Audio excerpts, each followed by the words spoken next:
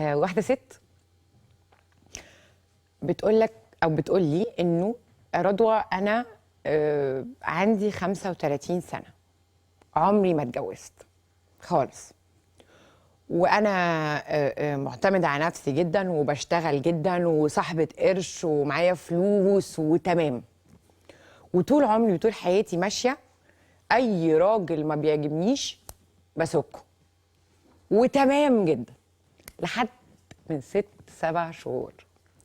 بتقولي انه ميزاني اختل، بقيت مش عارفه اذا كنت بحب ولا متعلقه ولا الاتنين.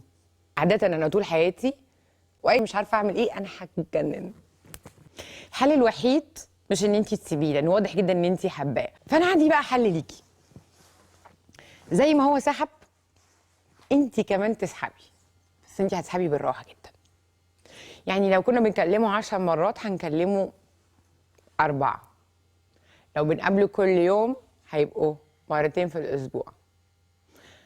الدلال والحنية والرعاية والاهتمام يكون بالوزن كده زي ما بيقولوا، بالراحة. هو هيبتدي يفكر هو انت ليه اتغيرتي؟ هو انت ايه اللي حصل لك؟ هو انا عملت حاجة غلط؟ يا ترى حد تاني دخل حياتها؟ هي الست دي مجنونة ولا ايه؟ فبالتالي هو هيقوم يتقدم ويقول لك يلا نتجوز بدل ما الست تضيع مني.